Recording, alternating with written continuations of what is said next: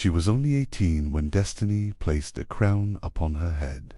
Her name, Queen Victoria. In a world ruled by men, she stood alone, and her reign would go on to define an entire century. Victoria was born in 1819 in Kensington Palace, London. From the beginning, her life was not filled with joy, but with rules. Her mother and her advisor, Sir John Conroy, created what was known as the Kensington system, a strict set of controls that kept Victoria isolated and dependent. She was never allowed to walk alone, never to speak freely, and never to dream beyond her walls. But deep within her heart, a fire grew, the desire to be free. She once wrote in her journal, "I will be good, not just obedient, but good enough to rule." In 1837, the news arrived. Her uncle, King William IV, had died, and the young Princess Victoria was now queen. Just 18 years old, no husband, no experience, only courage. Many doubted her, but Queen Victoria surprised them all. Guided by her trusted Prime Minister, Lord Melbourne, she learned how to rule with wisdom far beyond her years. Queen Victoria met Prince Albert in 1836 and was instantly charmed by him, describing him as handsome, kind, and delightful, unlike the other suitors she found dull and plain. In 1840, she married Prince Albert. What began as an arranged union soon became one of history's greatest love stories. Albert was not just her husband, he was her partner, her advisor, her strength. Together, they modernized the monarchy, supporting education, art, and science.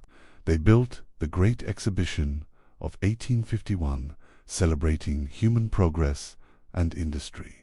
During her first pregnancy in 1840, an 18-year-old named Edward Oxford tried to shoot Queen Victoria while she was riding in a carriage with Prince Albert. Queen Victoria and Prince Albert had 9 children, and through them their family spread across almost every royal house in Europe, earning Victoria the nickname the Grandmother of Europe. But in 1861, tragedy struck.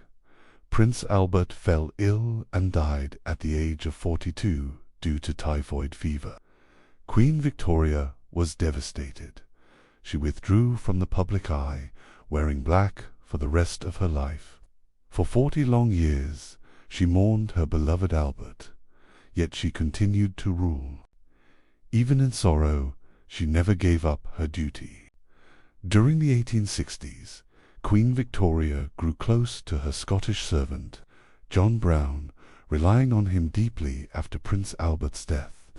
Their friendship sparked rumors of romance and even a secret marriage, leading some to call her Mrs. Brown.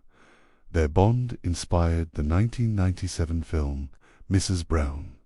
Victoria praised Brown warmly in her book Leaves from the Journal of Our Life in the Highlands, and a painting by Sir Edwin Landser showing them together was displayed at the Royal Academy. In March 1883, she fell downstairs at Windsor, injuring herself and suffering from rheumatism. Afterward, John Brown died shortly after her accident. Victoria tried to write his biography, but it was destroyed to avoid rekindling rumors of a romance. In 1884, she published more leaves from the Journal of a Life in the Highlands, dedicated to John Brown. Victoria was pleased when Prime Minister Gladstone resigned in 1885, blaming him for political failures. She disliked Gladstone, calling him half-crazy, and rejoiced when his Home Rule Bill for Ireland was defeated. Political power alternated between Gladstone and Lord Salisbury during this period. In 1887, The British Empire celebrated Victoria's Golden Jubilee.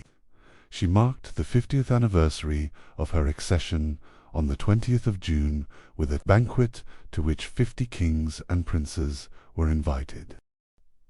The Queen's Diamond Jubilee procession on the 22nd of June, 1897, followed a route 6 miles long through London and included troops from all over the empire.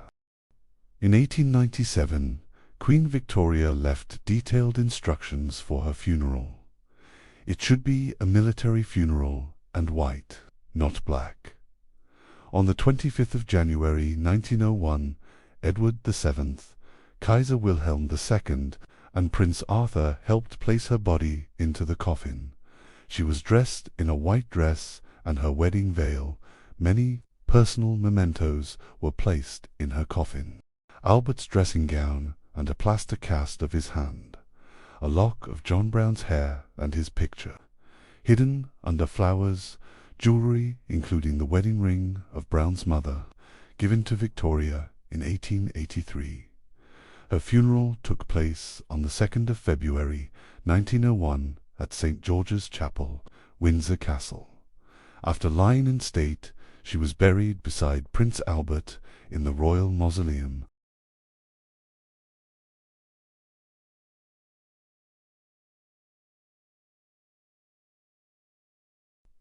Victoria reigned for 63 years, 7 months and 2 days, making her the longest-reigning British monarch until Elizabeth II surpassed her in 2015.